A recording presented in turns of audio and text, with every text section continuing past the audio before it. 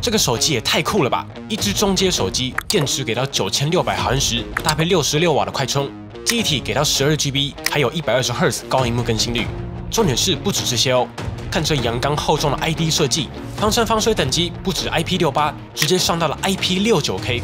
重点是相机也很有料，搭载了1亿画素的镜头。你以为这是亮点吗 ？No， 这是最普通的地方。它还有显微镜，最高可以数位放大60倍，轻松拍到你没看过的世界。甚至拥有 FLIR 的热成像模组，可以拍摄即时的热像画面，拿来测温抓漏都没问题。看到这样的规格，哪个人不会想试试看表现到底如何呢？虽然我知道这看起来超像诈骗网站会有的手机，但它真的不是。虽然不知名，但在小众手机当中算是蛮有特色的一家。光是9600毫安时续航可以撑多久？66瓦充满9600毫安时要多久？热成像表现如何？每个问题都超级令人好奇啊！所以我们买回来了，加运费大约花了台币2万1左右。今天就来看看这个小众品牌 Ulefone 所推出的 Power Armor 18T 表现究竟如何，一起来看看吧。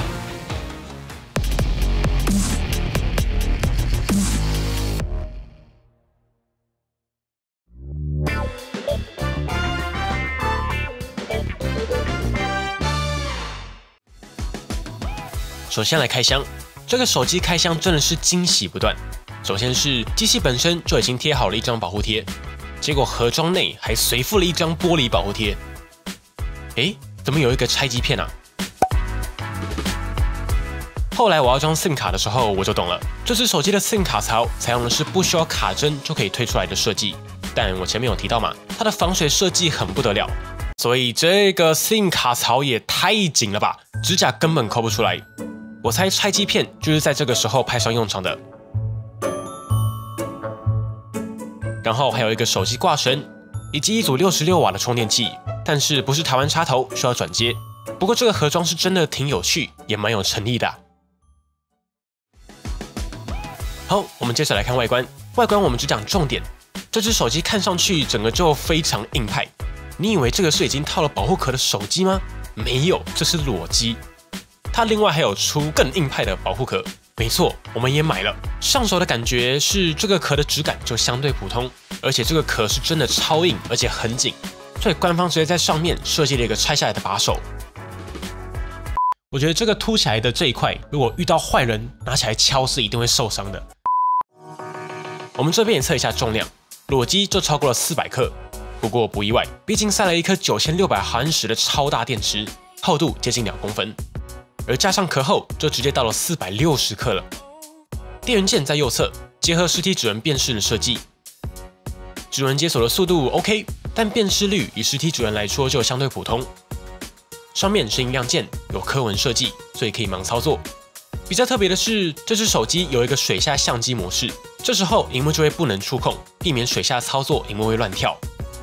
而音量键上就变身成了拍照键，音量下则是可以切换拍照、录影。如果水下拍照需求，应该就挺实用的。卡槽在左侧，3选2的设计，需要搭配刚才提出的拆机片取出，要不然你的指甲就有难了。下面有触点设计，可以搭配他们推出的周边使用。另外，你应该也注意到了，整只手机的螺丝都是裸露的，我猜应该也是耐用性的考量，所以整只手机用了大量的螺丝，加上厚度应该是不能继续失控性的成长。所以就没有在设计饰板盖住了，但相对这些螺丝如果敲到其他东西，就有刮伤掉漆的风险。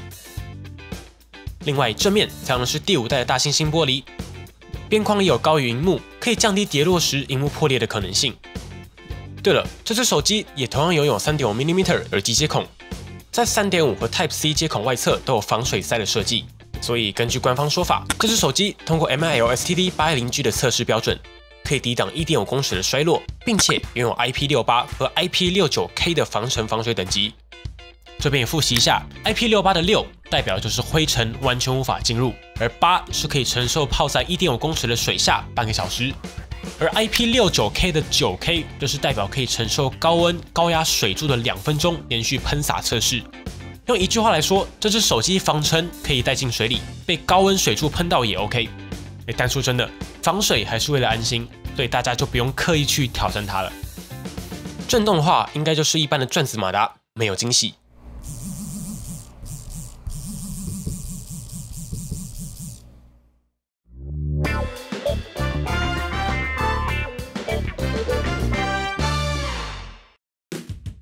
接着来看大家最期待的相机，相机就真的蛮有趣的。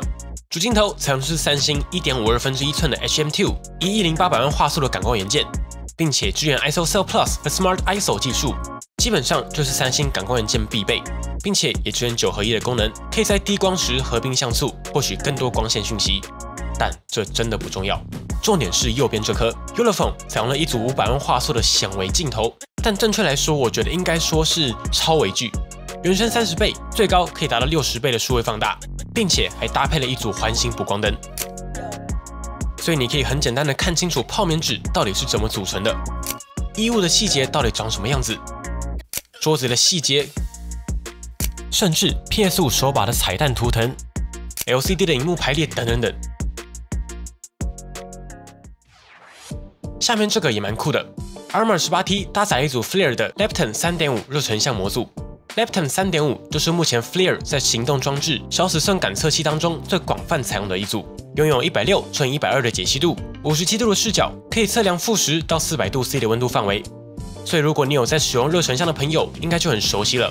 它直接内建了 MyFLIR 的 App， 上面这一排你可以调整你要的混合模式，也就是有热成像，也有镜头，可以拍摄到物体的轮廓，还是纯热成像、纯镜头。第二个就很实用了。你可以直接叫出单点测量，直接看到单点的温度。你也可以加入多个点，最多可以达到5个点，范围平均，或是测量全范围最高温度。第三个功能是你可以切换色阶，如果是要观察大范围的环境，透过右边这个拉杆将温度范围拉高，就可以更凸显高温区。像是我们在测量笔电高温的时候，就可以更容易的观察主要的发热区域。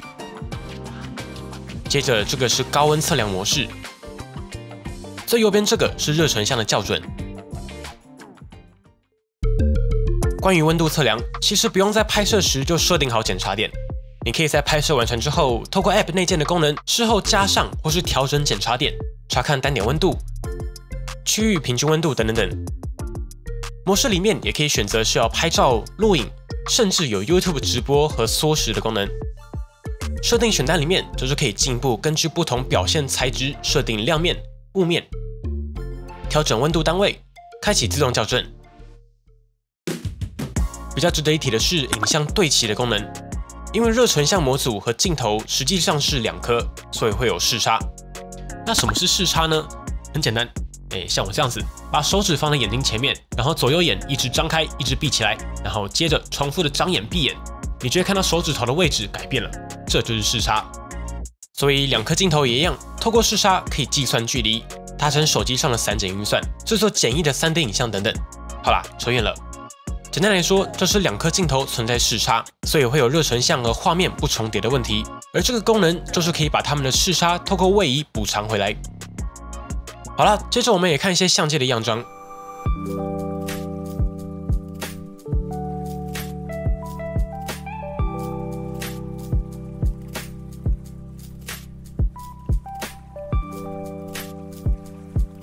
整体来说，拍照真的不是这只手机的主要优点，整体表现相对普通，也没有超广角、长焦等等配置，就是很功能性的手机走向。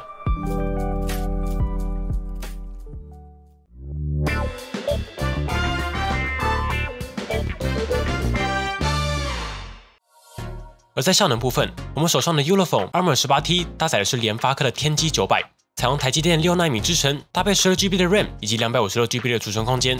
这边简单测一下效能。CPU 效能对标高通阵营，大约就是 Snapdragon 750G 的表现，低于778G 一节。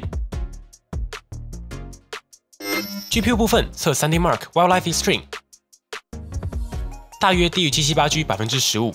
以下也提供所有跑分测试结果让大家参考。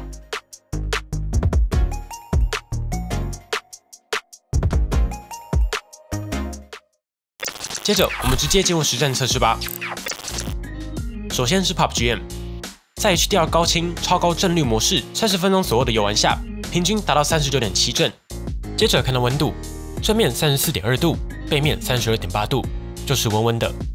接着我们测负载最重的原神须弥，在最高画质连续玩30分钟后，平均帧数落在了28.5帧。正面38.6度，背面38.8度。整体来说，这车的效能就是中阶入门的表现。但你别怀疑哦，这个效能表现在一票有热成像的手机当中，已经算是排名前几好的机器了。并且别忘了，我们还花了2万1买这只手机，所以我合理怀疑 FLIR 在热成像模组和授权的硬体成本中肯定占了不少的比例。最后，我们来看 3D Mark Wildlife Extreme 20人的压力测试，稳定度达到 99.7%， 正反两面温度都在30度左右。这边我想稍微提一下，因为这只手机非常的厚重，加上又有巨大的电池模组在机身内，所以整只的散热肯定是非常难做的。内部的积热也会比较严重，所以只要手机一发热，通常要一阵子才会解掉。这点倒是无解的。但说真的，天玑900也不会出什么乱子，稳定性测试也过关，所以也就还行吧。此外，这次 Armor 18T 也拥有虚拟记忆体的设计，最大可以达到5GB。不过如果没有特别的需求，内建的12GB 就非常够用了。接下来这个就精彩了，来测续航表现。Ulefone Power Armor 18T 搭载9600毫安时的电池，将近一般手机2倍的电量，真的是要测到天荒地老。首先，120Hz 模式下 ，Armor 18T 拿下了19小时40分。对比上今年 A Gen 2续航蛮强的5000毫安时 ，S23 Ultra 多出了52%的续航表现。对比同样5000毫安时的 A54，则是多出了78%的续航表现。而如果是在 Full HD 60Hz 之下，更是直接达到了24小时57分，接近25小时的续航表现，绝对是目前邦尼资料库当中续航最扯的机器。不过感觉还是有最佳化的空间，毕竟相较起 A Gen 2的 S23 Ultra 只多了52%，即使 A Gen 2的能耗比再好，跟预期有将近2倍续航，还是有点落差。不过话说回来，今年的 S23 Ultra 和 A54真的都算是调教的不错、很省电的机器所以相对来说，这个9600毫安时的冲击感就没有这么强烈。但还是那句话，如果你日常使用可以把这只手机用到没电，那我真的不知道你平常要带几颗行动电源出门了。在充电部分，比较特别的是 Ulefone Power Armor 18T 支援15瓦的气无线充电、无线反向充电，反向充电拿来充耳机蛮实用的，以及最高66瓦的有线快充。实测30分钟充满43%，1小时充满72%，1个半小时93%，完整充满大约需要1小时58分。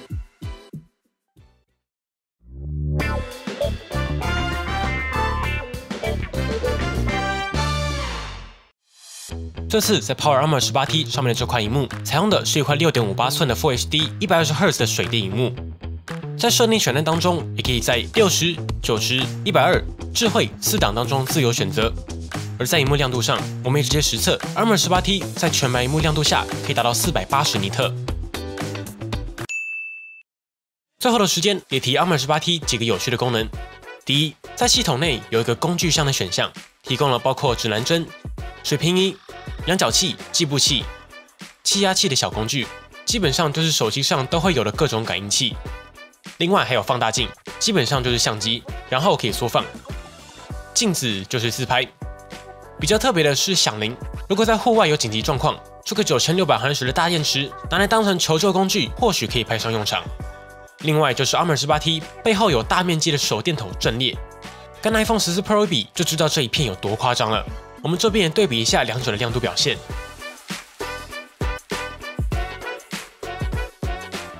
第二，Armor 18T 左侧有一个自恋的功能按键，也有刻痕，方便盲操作。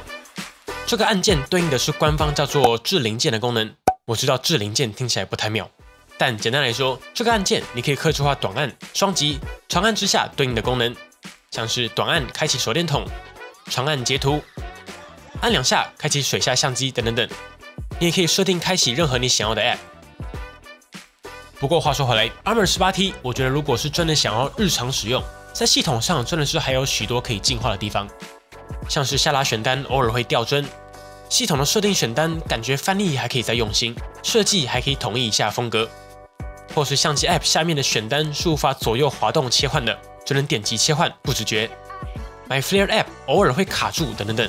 我觉得对小厂来说，在系统上你可以看到他们有很多用心，会让人会心一笑的小细节，但同时要维护好一个系统也没有这么容易，很多小细节顾不到。